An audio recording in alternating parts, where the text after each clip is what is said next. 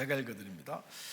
빌립은 아소도에 나타나 여러 성을 지나 다니며 복음을 전하고 가이사랴에 이르니라. Philip, however, appeared at Azotus and traveled about, preaching the gospel in all the towns until he reached Caesarea. 살아계신 하나님의 말씀입니다. This is the word of God. 자, 오늘은 티핑 포인트라는 제목으로 하나님의 말씀을 전하겠습니다. The sermon title today is Tipping Point. 네 번의 부흥을 경험했던 예루살렘 교회였지만 그 주님의 증인들은 예루살렘이라고 하는 범주 바운다리 울타리를 벗어나지 못하고 있었습니다. Although there has been currently up till now 4 revivals in the city of Jerusalem, the people who experienced this revival is unable to breach the boundaries of Jerusalem. 네 번의 부흥 언제인지 제가 질문하면 대답하실 수 있으시겠어요? If I have a little quiz on when and how the 4 revivals occurred, would you be able to answer? 곤란한 질문은 제가 피해가도록 하겠습니다. I won't quiz you now. 사도행전 6장까지를 보면 초대교회에 네 번의 부흥이 있었습니다. Up to chapter 6 of the book of Acts, there has been 4 revivals in Jerusalem. 한 번도 아니고 네 번의 큰 은혜가 임하는 부흥이 있었는데 하나님의 복음은 증인들은 예루살렘 안에만 갇혀 있었습니다. There was not 1 but 4 great revivals, but the people who witnessed this revival is unable to breach and come out of the boundaries of Jerusalem. 그런데 우리가 지난주에 살펴봤지만 사도행전 7장에서 스데반이 순교하는 사건이 일어납니다. But as we saw last week in chapter 7, there is the event of Stephen's martyrdom. 그래서 그 사건을 계기로 예루살렘에 머물러 있던 복음이 온 유대와 사마리아로 비로소 넘어가게 됩니다. And so following this event, those people who had been in Jerusalem begin to spread out of the city. 우리가 한 가지 기억할 거는요. 주님께서 사도행전 1장 8절에 우리 그 다음 슬라이드 넘겨주실래요? 우리 같이 한번 읽어봅시다. 시작. 오직 성령이 너희에게 임하시면 너희가 권능을 받고 예루살렘과 온 유다와 사마리아와 땅끝까지 이르러 내 증인이 되리라 하시니라. 아멘. And if we call back to Acts chapter 1 verse 8, it says you'll receive the power when the Holy Spirit comes on you, and you will be my witnesses in Jerusalem and in all Judea and Samaria and to the ends of the earth. 여러분 사도행전 1장에 보면 주님께서 십자가에 죽으시고 부활하신 다음에 승천하기 직전에 제자들을 모아놓으시고 말씀하셨습니다. And this was said by Jesus who rose from the dead, and this is just before his ascension spoken to his disciples. 그게 사도행전 1장 8절의 말씀입니다. That is Acts chapter 1 verse 8. 근데 여러분 이 말씀을 자세히 보시면 제자들은 아직 성령 충만이 뭔지를 모릅니다. But if we look a little closer, then we know that the disciples were not yet filled with the Holy Spirit at this point. 근데 승천하시는 예수님께서 제자들에게 오직 성령이 너희에게 임하면 블라블라 이런 일이 일어날 것이라고 얘기하십니다. And so Jesus tells them when the Holy Spirit comes on you, this will happen. 그래서 성령 충만을 경험하지 못한 제자들에게 주님의 이 말씀은 알쏭달쏭한 말씀이었습니다. And so this was a very vague description given by Jesus to the disciples who hadn't yet experienced what the Holy Spirit was. 주님의 말씀은 알쏭달쏭한 말씀이었을 뿐만이 아니라 성령이 임하시면 너희가 예루살렘과 온 유다와 사마리아와 땅끝까지 이르러 주님의 증인이 된다고 말씀하셨는데 And so this vague command consists of a command telling the disciples that they will receive the Holy Spirit not only in Jerusalem but they will spread out to Judea, Samaria and to the ends of the earth. 근데 여기 말씀에 아주 중요한 게 빠져 있습니다. 방법론이 빠져 있습니다. And a very important point is missing in this verse, which is how. 그리고 언제 이런 일이 일어날 건지에 대해서도 디테일하게 자세히 설명되어 있지 않습니다. And there is also no detail of when these events will occur. 그러므로 사도행전 1장 8절의 말씀은 아주 은혜로운 말씀이긴 하지만 아주 원론적인 말씀, 그 이상도 그 이하도 아니었습니다. 원론적이라고 하는 건 기본적인, 아주 기본적인 말씀이었다라는 거죠. And so verse 8 was, as much as it was a very important verse, it was just the very basic principle and the basic verse. 이렇게 알쏭달쏭한 원론적인 사명의 말씀을 남기고 예수님은 하늘로 올라가 버리셨습니다. And after leaving this very vague yet very important basic principle, Jesus ascends to heaven. 그리고 시간이 흐르고 세월이 흘렀습니다. 감사하게도 사도행전 2장에서 얼마 지나지 않아서 그들은 성령 충만이 뭔지를 경험하게 됩니다. And as we know, time passes, and thankfully, it was only up till chapter 2 where these events began to happen. 근데 여러분 기억하십시오. 그들의 성령 충만을 경험했던 건 너희가 예루살렘을 떠나지 말고 성령이 올 때까지 기도하라고 한 말씀에 순종이 있기 때문에 성령 충만을 경험했던 겁니다. But we need to remember this. The disciples were able to be filled by the Holy Spirit because they first obeyed Jesus' command to stay and pray in Jerusalem. 언제나 우리 신앙과 영적 세계에 있어서 순종이라고 하는 건 하나님의 축복, 하나님을 만날 수 있는 문을 여는 것과 같다는 사실을 기억해야 됩니다. And so we need to know that obedience in a life of faith is the same as opening the doors for Jesus to work. 우리가 큐티를 할 때도 주일 말씀을 들을 때도요. 말씀을 요약하고 묵상해서 말씀을 깨닫고 붙잡습니다. 하지만 그걸로 끝나면 안 됩니다.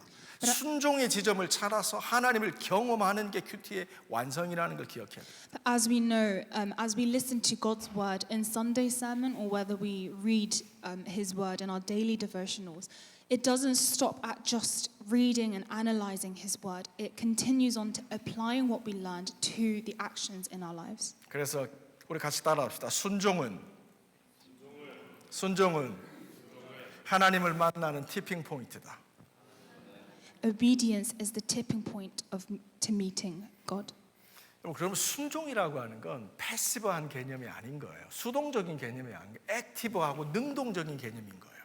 And so obedience is not a passive concept, it's an active concept. 그래서 성경에서 하나님을 만나기를 원하는 순종의 사람들은 언제나 그들의 삶이 액티브하고 다이나믹하고 적극적이었던 사람들이에요. And those people who wanted to meet and experience God were people who were active. 게으른 사람이 아니었던 거예요. 소극적인 사람이 아니었던 거예요. They 순종하는 사람은 적극적이고 늘 바쁜 겁니다. were not lazy. Obedient people were active. 자, 그래서 이렇게 성령을 만난 다음에 그 다음에 이 땅에 예루살렘 교회가 세워지죠. 그리고 예루살렘 교회가 세워진 다음에 4차례의 부흥이 예루살렘 교회에 있었던 겁니다.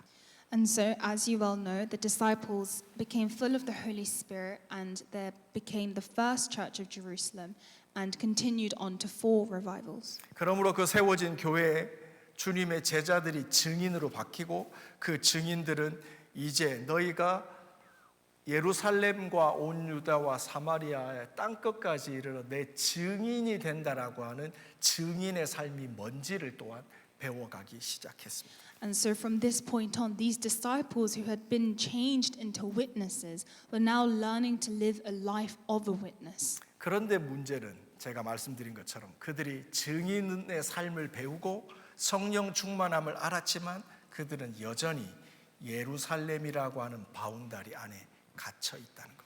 But the issue, like we mentioned before, is that these disciples who were now witnesses and had experienced 4 great revivals had not yet come out of the city walls of Jerusalem. 그래서 하나님께서는 이 예루살렘이라고 하는 세이프 존, 예루살렘이라고 하는 복스 안에 갇혀 있는 하나님의 백성들을 끄집어내시는 일을 시작하십니다. 그다음 슬라이드. And so God starts to work on trying to bring these witnesses out of Jerusalem. 그날에 예루살렘에 있는 교회에 큰 핍박이 나서 사도 외에는 다 유다와 사마리아와 모든 땅으로 흩어지니라. It says in chapter 8, on that day a great persecution broke out against the church at Jerusalem, and all except the apostles were scattered throughout Judea and Samaria. 그러니까 제가 비주얼라이즈해서 설명을 드릴게요. 예루살렘 교회에 성령이 임하고 교회가 세워지자 점점 1차, 2차, 4차까지 부흥을 통해서 점점 예루살렘 교회는 모이고 커지는 이 역사가 있었던 겁니다.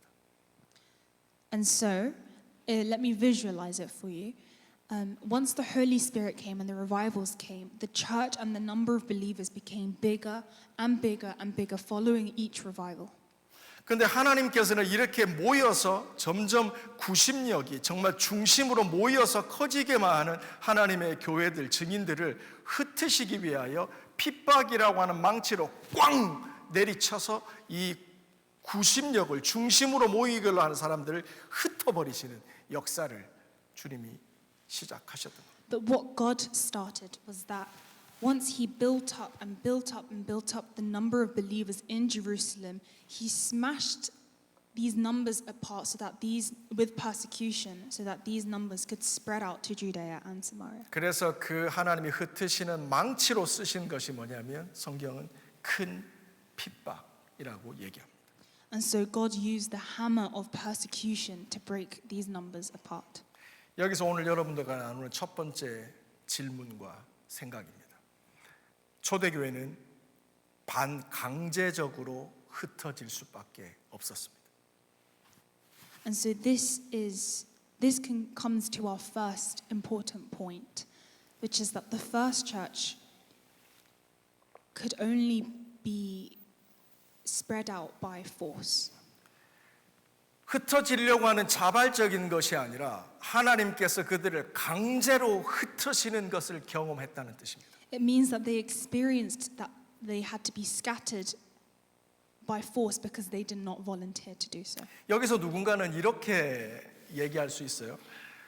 스데반을 향해서 손가락질하면서 스데반이 조금 젠틀하게 복음을 전하고 스데반이 조금 더 합리적인 타협점을 찾았으면 이러한 교회의 어려움은 피해갈 수 있었을 거라고 스데반을 비난하는 사람도 있었을 겁니다. And I'm sure that in that situation there may have been people who pointed fingers at that deacon Stephen, whose teaching was very harsh, very brutal.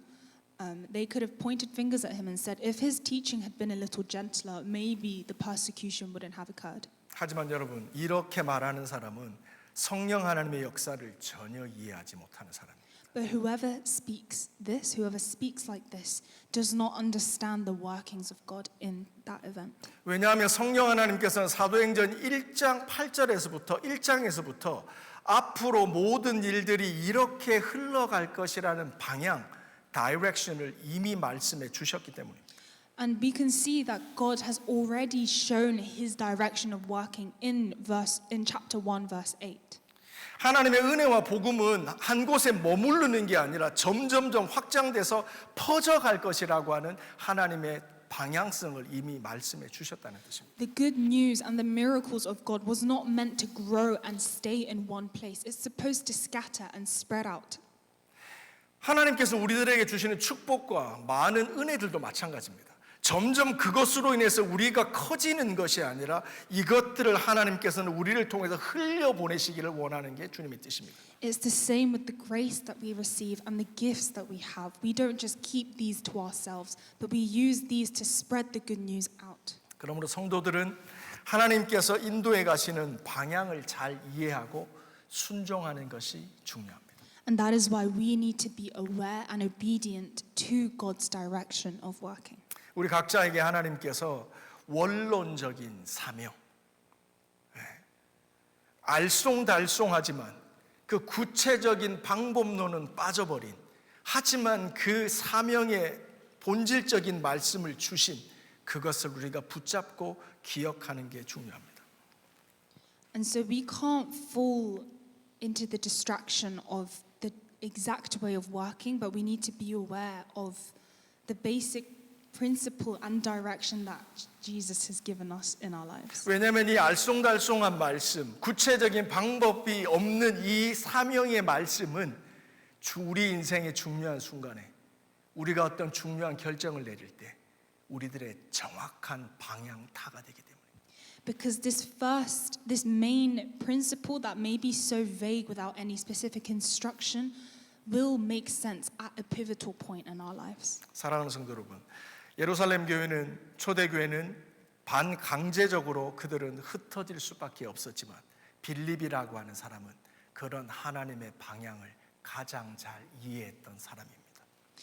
The first church was broken apart by force with a hammer of persecution. It was broken apart. Yet a deacon called Philip knew that this was in line with God's direction of working. 그 다음 슬라이드 보여주실래요? 여러분 이 지도를 보시면 우리가 글로만 읽었던 빌립 집사가 어디에 전도했는지를 잘 설명해 주고 있습니다. 사마리아로 올라갔다가요. 사마리아로 올라가죠. 그 다음에 거기서 남쪽 왼쪽 맨 끝에 가자, 에디오피아 사람을 만났던 가자까지 끝까지 내려오고요. 그 다음에 아소도 베드로가 갔던 요바를 거쳐서 위에 가이사라에까지 움직여 갔던 걸 보게 됩니다. This map visualizes what we've been reading through words in the Bible, and it's basically the path that Deacon Philip took throughout his missionary life. 좀 간단한데. 순서를 틀릴까 봐 못하겠는데. 여러분 중요한 포인트는 이겁니다. 빌립은 하나님께서 이끌으시는 방향을 잘 이해하고 거기에 잘 순종해 갔던 대표적인 사람이라는 뜻입니다. And so I want to emphasize that Philip was a significant figure who understood the direction and the workings of God. 그리고 오늘 본문이 사도행전 8장이 끝나는 마지막 구절입니다. 우리 그 다음 슬라이드 보실래요? 우리 같이 한번 읽어볼까요? 시작. 빌립은 아소도에 나타나 여러 성을 지나다니며 복음을 전하며 가이사랴에 이르니라. And today's verse is the last verse of the book, of the chapter of the 8th chapter of Acts. And it says, Philip, however, appeared at Azotus and traveled about, preaching the gospel in all the towns until he reached Caesarea. 여러분 이렇게 해서 사도행전 8장이 끝이 납니다. 그리고 9장은 잠시 남겨두고요. 사도행전 10장이 시작됩니다. 10장은 이렇게 시작됩니다. 가이사랴에 고넬료로 하는 사람이 있으니 이탈리아라 하는 군대의 백부장이더라. And so the verse that we just read finalizes chapter 8. And if we skip chapter 9, we go to chapter 10 where it says, At Caesarea there was a man named Cornelius, a centurion in what was known as the Italian regiment. 사도행전 8장이 빌립의 전도 여행이 끝이 나면서 이 빌립이 가이사랴라고 하는 지역에 정착했다라고 끝이 납니다. 그리고 챕터가 한 장 넘어가서 10장에 이르러서 가이사랴에 살고 있는 고넬료 얘기로 넘어가고 있습니다. And so chapter 8 finishes Philip's story in Caesarea, where he has this missionary life and settles in the town of Caesarea. Then it skips chapter 9, and in verse 10 it picks up the story in Caesarea with a person called Cornelius. 여기서 우리가 성경을 조금만 민감하게 보는 사람이라면 무언가 하나님의 선교에 땅끝을 향해서 달리는 하나님의 선교에 티핑 포인트가 가까워지고 있구나라는 걸 느끼게 됩니다. And if you are sensitive to reading and noticing things about the Bible, you'll be able to realize that we must be approaching a tipping point in God's work. 그 티핑 포인트라는 건 뭐냐면 예루살렘에만 머물러 있던 하나님의 복음이 증인들이 이제는 온 유다와 사마리아로 번져갔는데 사마리아와 온 유다에 머물러 있던 복음이 이제는 다시 땅끝으로 번져갈 티핑 포인트에 이르고 있다는 뜻입니다. It means that from Jerusalem, the good news had traveled to Samaria, to Judea, and now it's reached the ends of the earth to even Caesarea. 자, 여러분 이해가 되십니까? 여기까지. Do you understand this so far? 건우 집사님 이해되시죠? 여기서 오늘 한 가지 제가 나누고 싶은 이제 메인 포인트로 바로 들어가도록 하겠습니다. And so I would like to go into the main point of today's sermon. 여러분 여기서 지금 큐티를 열심히 하신 분들은 하나의 질문을 저와 똑같이 가졌었길 바랍니다. 가이사랴라고 하는 단어입니다. And so for whoever has been doing their daily devotionals, they may have the same question as me about Caesarea. 빌립은 이미 가이사랴에 정착했었습니다. 그러나 하나님께서 고넬료의 집에 복음을 전할 때 빌립을 쓰지 않고 베드로를 쓰신다는 겁니다. 이미 살고 있는 검증된 전도자 빌립이 아니라 멀리 있는 베드로를 하나님이 부르셔서 사용하고 계시다는 겁니다. Why? So as we know in chapter 8, Philip had settled. He himself is a missionary, he's an evangelist of God's word, and he's settled in the town of Caesarea. And then we go over to chapter 10, where there is a man named Cornelius who hasn't heard the good news yet. Yet God doesn't use Philip, who is already in the town of Caesarea, but he uses Peter, who is so far away, yet God calls Peter to come and spread the good news to Cornelius. 만약에 가이사랴에서 고넬료에게 이방인에게 복음을 전한 다른 카드가 없었다면, 다른 믿을 만한 전도자가 없었다면 베드로를 예루살렘에서 불러들이는 거 이해가 됩니다, 충분히. It would be completely understandable if there was no Christian or no evangelist in the town of Caesarea and God had no other choice than to bring Peter, who is all the way in Jerusalem, and bring him to spread the good news to Cornelius. 하지만 가이사랴에는 이미 빌립이라고 하는 검증된 카드, 검증된 전도사가 살고 있었다는 겁니다. 그러므로 우리는 계속 질문이 듭니다. 왜 빌립을 쓰지 않고 하나님은 베드로를 사용하여 고넬료의 집에 복음을 전하셨을까라는 겁니다. But as we know, there was already Philip. He's a significant figure of the faith. He's already in Caesarea. Then the question falls like this: why did God not use Philip, and why did he use Peter? 자, 제가 질문을 드렸습니다. So I gave you a question. 여기에 대한 답은 성경이 명확하게 하나로 얘기하지 않습니다. 여러 가지 답이 있을 수 있습니다. 그래서 여러분들이 묵상해 보시기를 바랍니다. There is no black and white answer to this question. There may be lots of different answers hidden in the Word of God. So I would like you to meditate upon this question, upon this passage, and find your own answer. 자, 여기서 이제 여러분 우리가 말씀을 읽는 성경 읽기, 큐티가 됐던 아니면 내가 통독이든 하나님의 말씀인 이 책, 다른 책과 다른 성경책을 읽을 때 하나님의 진리의 말씀에 들어갈 수 있는 하나의 방법을 알려드리겠습니다. And to help you with this process, to help you into tapping into focusing on God's Word, I'm going to give you a little tip. 우리가 큐티할 때 보통 세 가지로 훈련 받았잖아요. 첫 번째 하나님의 말씀을 뭐 하죠? 서머라이즈 하잖아요. 내용 파악을 하잖아요. 그리고 두 번째 단계를 거치고 본문 묵상을 거치고 세 번째 어플리케이션으로 넘어가죠. And as we know there, as we've already talked about before, there are 3 stages into reading and meditating the Bible. First is reading and summarizing the story. Second is 어플리케이션. application. 예. 세 번. 두 번째 메디테이션.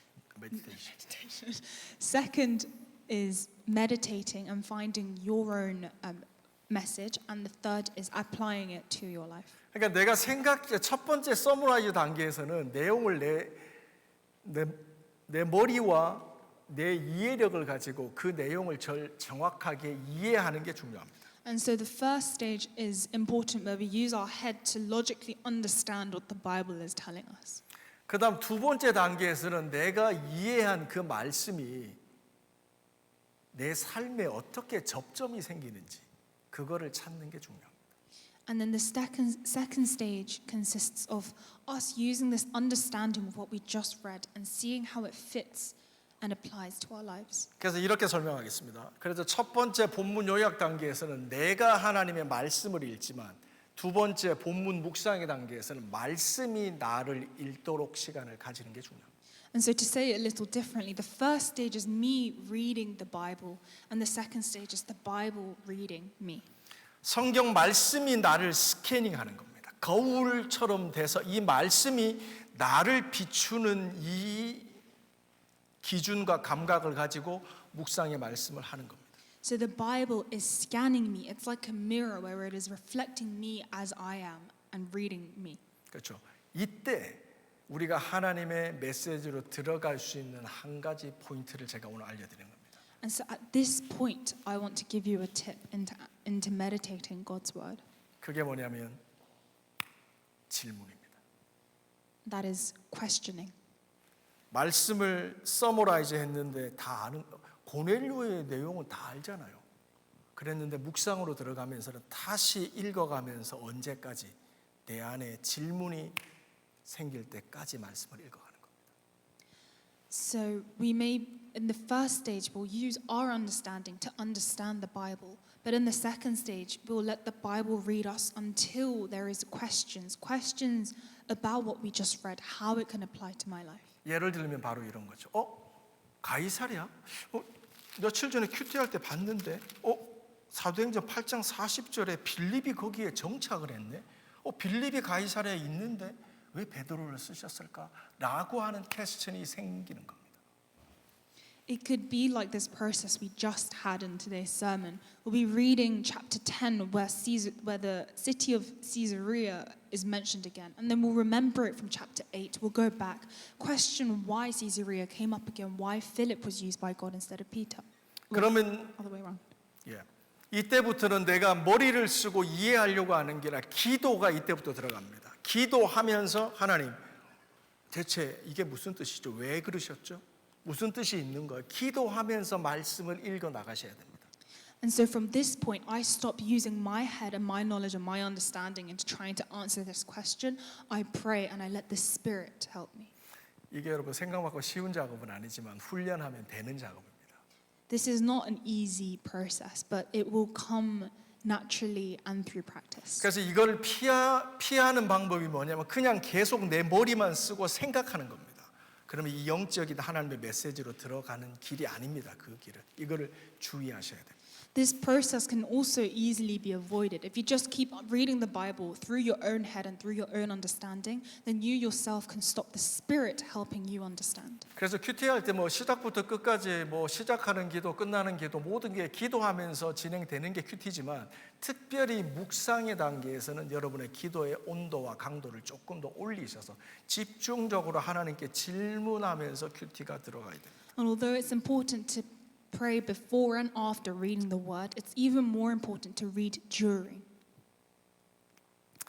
그래서 오늘 본문 말씀으로 돌아오면 여러 가지 이유가 있겠지만 하나님께서 저에게 말씀해 주신 하나의 그 중요한 메시지가 뭐냐면 베드로 자신과 관련이 있다는 거였습니다.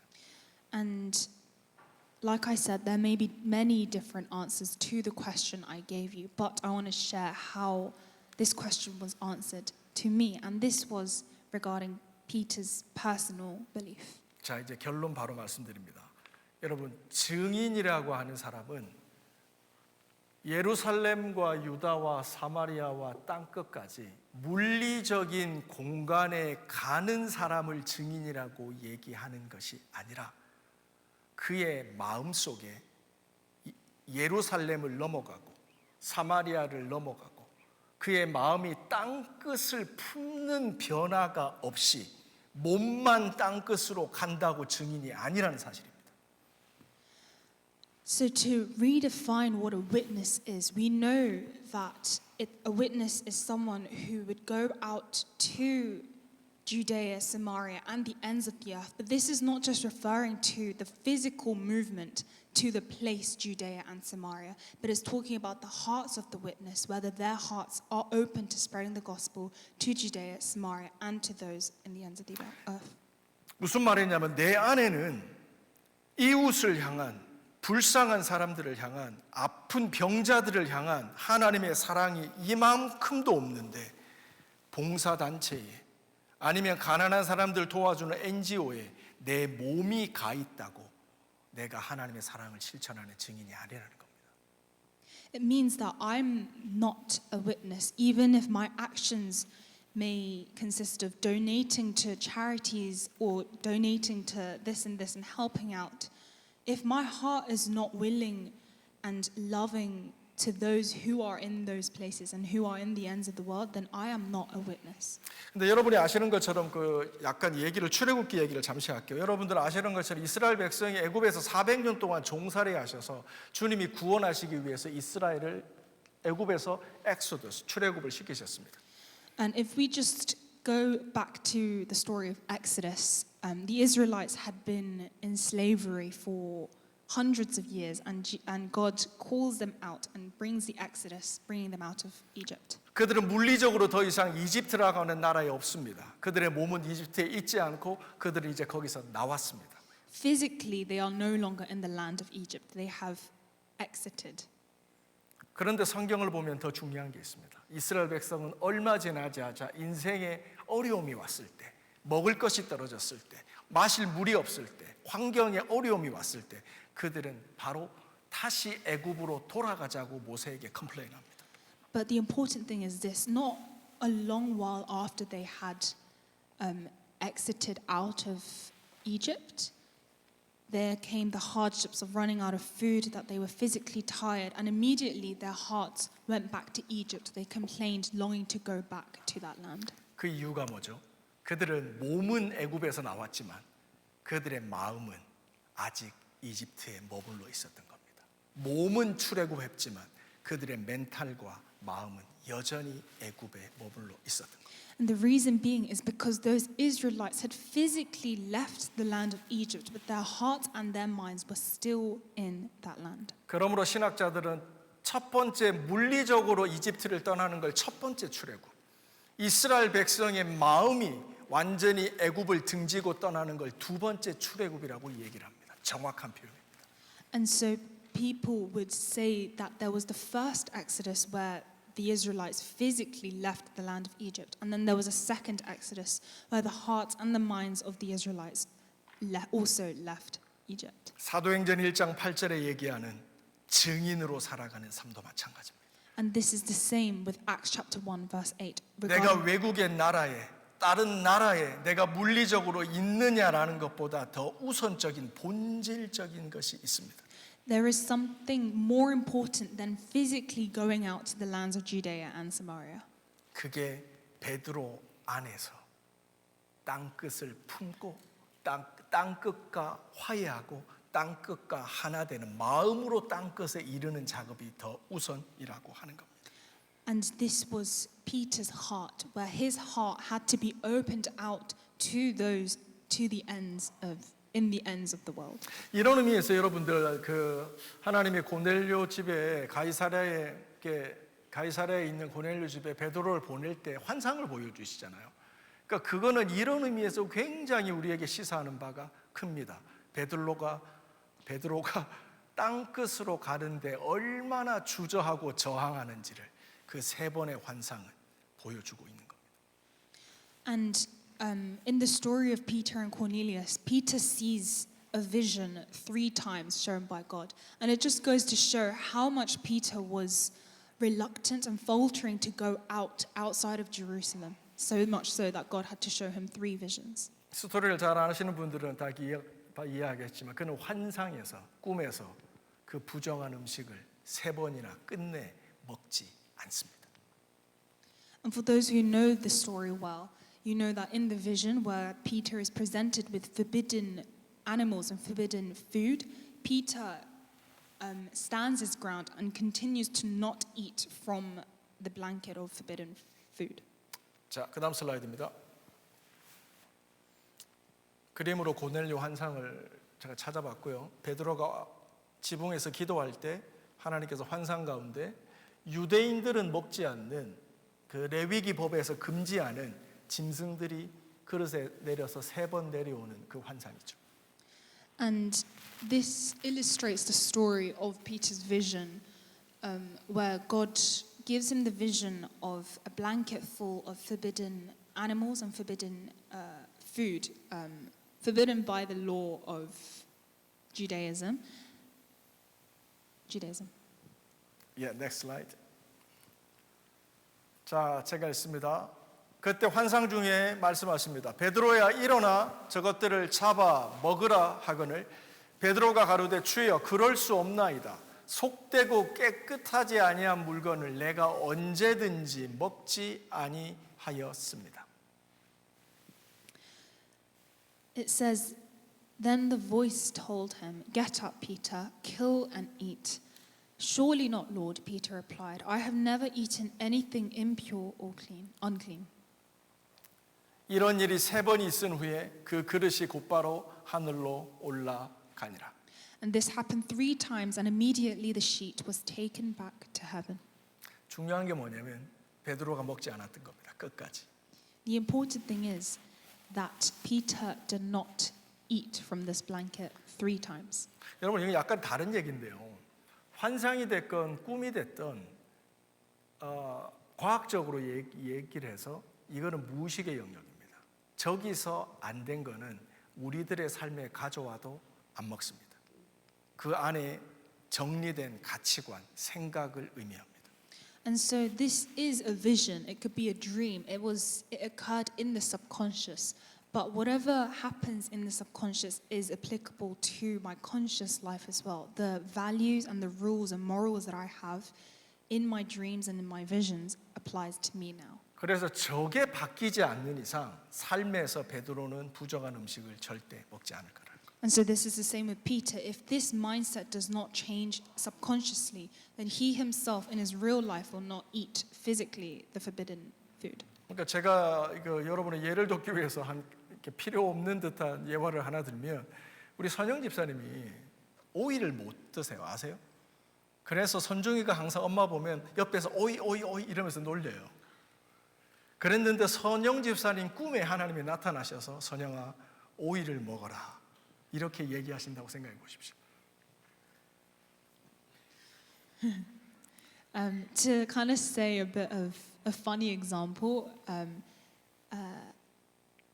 선영 집사님 is unable to eat cucumbers in her day to day, and but it's the same as it happening as though she is sleeping, and God gives her the vision and tells her to eat cucumbers. 꿈에서 선영 집사님은 절대 안 먹습니다. 왜냐하면 그의 생각 속에 경험 속에 가치관 속에 오이를 먹으면 트러블이 생긴다는 걸 알고 있기 때문에 꿈에서 그거를 먹는 꿈은 꿀 수가 없는 거죠. Even in her dreams, she is unable and will not eat cucumbers because it is kind of set inside of her that she will not eat them. 이해가 쉽죠? 베드로가 땅끝에 이르는 증인이 되기 위해서 그의 내면에 하나님이 베드로 안에 반드시 해결하셔야 될 본질적인 이슈를 하나님은 주목하셨습니다. And so Peter had this inner issue that God highlighted within him that he needed to change before he could be a witness of God to the ends of the earth. 우리는 인생을 살아가면서 내가 무슨 일을 하느냐를 너무 중요하게 생각하지만 무슨 일을 하느냐보다 더 중요한 게 우리가 어떤 사람인가라는 것. And as we live our lives, we may consider what we do is the most important thing, but before that, it is more important for us to remember who we are. 나는 왜 무언가를 못 먹고 나는 왜 무언가를 못 하고 나는 왜 이 이슈 앞에서 이렇게 두려워하고 떨고 있는 이 사람이 왜 나가 되었는가 라고 하는 나의 됨에 대한 게 더 중요한 이슈입니다. Why am I who I am? Why do I have these experiences? Why do I think the way I have? Why do I think the way I do? And why do I have the morals that I have? 그러므로 우리 기독교 신앙의 모든 출발점은 doing. 우리가 뭔가를 하는 액션이 아니라 who I am. 내가 예수 그리스도 안에서 어떤 사람인가라는 걸 발견하는 정체성이 우리 기독교 신앙의 출발점입니다. And so the starting point starts with my identity in Christ, who I am in Christ. Instead of what I'm doing, it's about who I am. 여러분, 빌립은 이미 가사 광야길에 성령에 이끌림 바 되어서 가서 이디오피아 사람에게 복음을 전했던 사람입니다. If we go back to Deacon Philip, we know that he himself, on his way to Gaza, through Gaza, he met an Ethiopian prince and delivered the good news of Jesus to him. 그는 헬라파 유대인이었기 때문에 이미 외국에 대한 경험이 있고 외국 문화를 알고 그를 통해서 하나님께서 이방인을 컨택하는 게 빌립은 하나님의 쓰기에 이미 준비됐던 사람입니다. Philip himself was a Greek Jew, and so he already had an experience with outsiders of the Jewish belief, and so he was the perfect tool for God to send out to the ends of the earth to deliver and evangelize. 그러므로 이미 빌립은 에디오피아 사람을 만나서 땅끝 복음의 신호탄을 쐈기 때문에 또 가이사랴에서 이탈리아 로마의 군대 장관을 만나는 게 너무 효과적이고 당연한 일이지만 하나님의 입장에서는 그리 특별한 일은 아닙니다. And so it would have been perfectly understandable and reasonable for this same Philip, who has an experience of evangelizing to outsiders, to go also to Caesarea, to those of the Italian regiment, and evangelize to him also. 하지만 베드로는 달랐습니다. 그는 여전히 히브리파 유대인이었고 이방인에게 복음이 전파되는 땅끝 선교를 그가 컨포메이션을 해야 되는 유대 예루살렘 교회의 대표였는데 이 땅끝을 품지 못하면 이 하나님의 땅끝 선교는 끊임없이 지연되는 겁니다. 언제까지? 베드로가 마음속으로 땅끝을 품는 사람이 될 때까지. And Peter himself was a Hebraic Jew, so he would have stayed in Jerusalem his whole life. Therefore, his mind was much more closed-minded, and he was a significant figure of the Jewish belief. Yet he himself, who would be the significant witness of the faith, had his heart shut to those of the ends of the earth. And this is what God wanted to undo in him. 그래서 하나님께서는 베드로 안에서 먼저 땅끝으로 넘어가게 하십니다. 그리고 베드로 밖에서 순종을 통해서 고넬료의 집에 가도록 하나님은 베드로를 성장시키시고 하나님의 방향으로 인도해 가고 계신 겁니다. And so what God was doing was that he was slowly maturing and growing Peter in his own faith, working on him from the inside, rebuilding his standards and his beliefs so that he could go out to Caesarea and evangelize to those there. 저는 이 말씀을 준비하고 묵상하면서 정말 우리 하나님은 한 영혼 한 영혼에게 너무 섬세하게 집중하신다. 이 하나님의 섬세한 사랑에 감격했습니다. And when I was preparing today's sermon, I was moved by God's heart, where He focuses on each individual to use each of them for His ministry. 우리는 자녀를 키울 때도 사람을 볼 때도 왜 이거 못하는 거야? 왜 이거 안 하는 거야? 라고 얼마나 많은 자녀들과 사람들의 행동에 포커스를 맞추고 그 행동을 교정시키려고 우리들의 모든 걸 투자하고 있습니까? Even in our day-to-day lives ourselves, we are focused on the actions of us and of others. We're focused on why this person can't do this, why my child is unable to do this. We're focused on the action. 근데 하나님은 우리를 바라보실 때 그렇게 바라보지 않는다는 거예요. 그걸 못하는 이유와 그거를 못하는 마음의 아픔과 그거를 하고 싶지만 안 되는 그 마음의 장애물들을 주님은 집중하고 그거를 해결시키려고 우리 안에서 작업하고 역사하고 계시다는 거예요. But what God focuses on is not the action, but why that action can't happen. God focuses not on the action, but on the person. The reason why this person is unable to do this, He starts working from the inside. 그래서 성경 신약을 봤던 구약을 봤던 하나님은 우리 사람을 볼 때 늘 먼저 뭘 보신다고요? 외모를 보는 것이 아니라 마음의 중심을 보시는 겁니다. And so whether you read the Old Testament or the New Testament, you will find that the same principle occurs where God looks at what is in the inside, not the outside. 하나님 우리들의 마음을 보실 때 저를 보세요.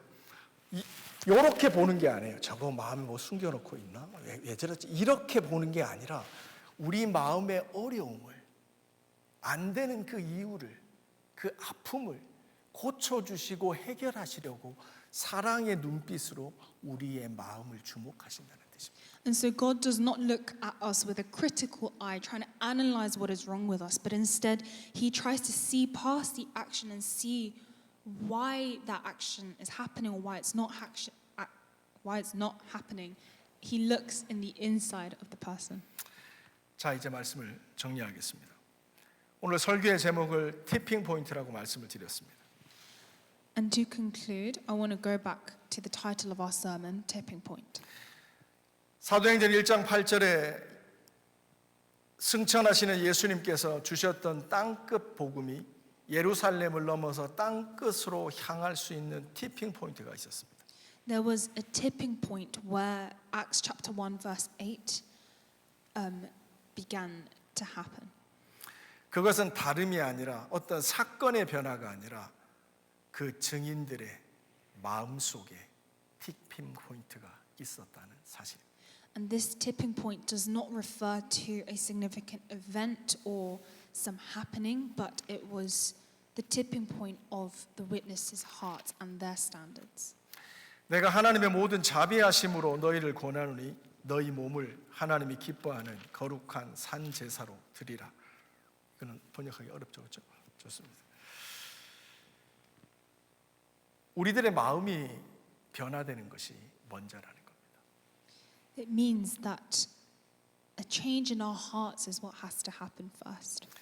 하나님께서 그러므로 우리 안에서 우리들의 생각과 마음을 변화시키도록 그분께 시간과 공간을 내어드리는 게 필수란 뜻입니다. And so we need to give God the space and the time and the opportunity for Him to work within us. 그래서 하나님이 우리들의 자녀 안에 나의 배우자, 나의 부모님들 안에서 먼저 일하시고 그 다음에 주님께서 그분들 우리를 통해서 땅 끝까지 가는 방법을 선택하신다는 것. And that's why God chose to work through me. That's why God chose to work in me, in the people around me, and use them as tools to work through them to the ends, to the people of the ends of the earth. 오늘 우리는 하나님께서 일하시는 방법에 대해서 간단히 살펴봤습니다. And so in today's sermon, we looked into how God works.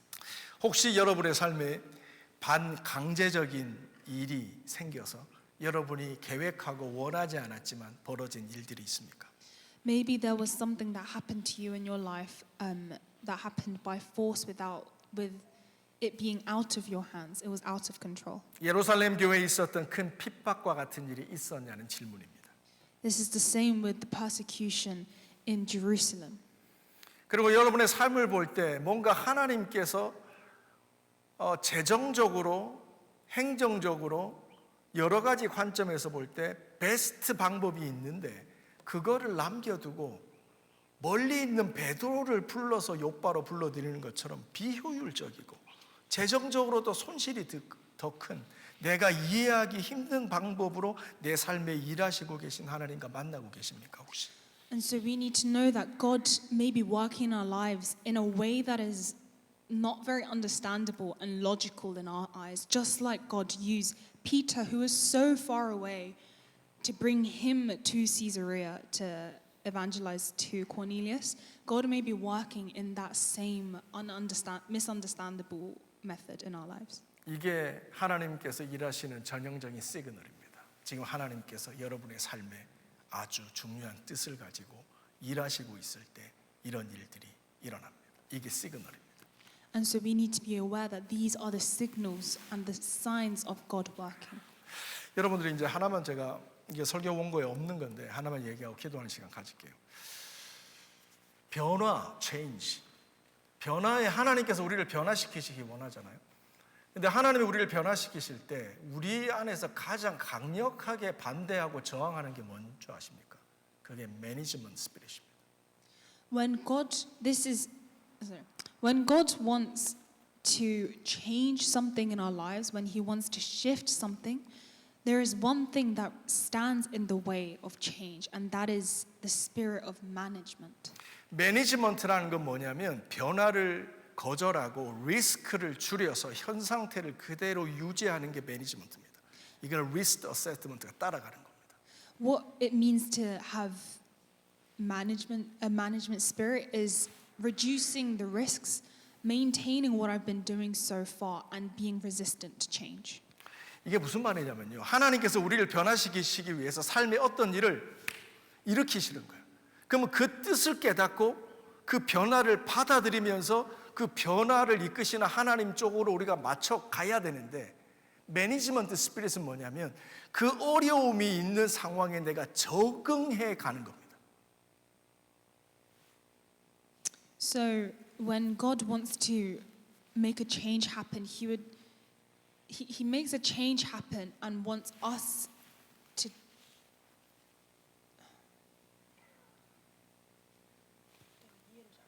이해를 못했어요. 알겠습니다. 나중에 써니한테는 우리 써니 집사님이 좀 설명을 해주시고 그렇죠. 그래서 문제를 해결하려고 하지 않고 문제가 있는 삶 속에 적응해 가려고 합니다. 이게 신앙의 아주 치명적인 유혹입니다. 그것도 못하겠죠. So instead of going to a place where there is an issue, I try to adjust myself to match that issue. 그래서 베드로가 뛰어난 게 뭐냐면 그는 무의식적으로 그의 가치관에서 고넬료의 집에 가는 건 안 되는 사람입니다. 거기까지입니다. 근데 그는 실제 삶에서 어떻게 하죠? 그럼에도 불구하고 순종하여 하나님이 이끄시는 방향으로 갑니다. And so Peter, he went against his own very nature to obey God, who told him to go to Caesarea. 그러므로 그는 거기 가서 뭘 경험하죠? 자기의 무의식과 신념과 가치와 지나 동안 살아온 삶을 바꿀 만한 익스피리언스를 하게 되는 겁니다. And once he obeys God, he goes to Caesarea, and what occurs in that place is this. There is a change in his subconscious. There is a change in his morals, his standards. 우리가 가끔씩 말씀을 듣고 순종하다 보면 순종이 자꾸 짐스럽고 뭘 또 순종해야 되지라고 부담스러울 때가 있습니다. And we may find the act of obeying very stressful and very burdensome. 그런데 여러분 순종은요 하나님을 더 깊이 하나님을 더 은혜롭게 하나님의 그 축복을 다른 차원에서 경험할 수 있는 문이 열리는 사건이 바로 순종이라는 걸 기억해야 돼요. But like we said before, obedience is the opening of the doors for God to start working in my life. 그래서 베드로는 변화됩니다. And that is how Peter is changed. 땅끝의 사람이 됩니다. He becomes someone who accepts the ends of the world. 그리고 여러분이 큐티하신 것처럼 예루살렘으로 돌아가서 예루살렘 교회 공식적으로 하나님께서 이방인들에게 생명 주는 회개를 허락하셨다라고 이것을 법으로 정리를 시킵니다. And Peter goes back to Jerusalem and sets a new law, declaring Jesus as Jesus to the path of new life. 예. Sorry. 자, 자리에서 일어납시다.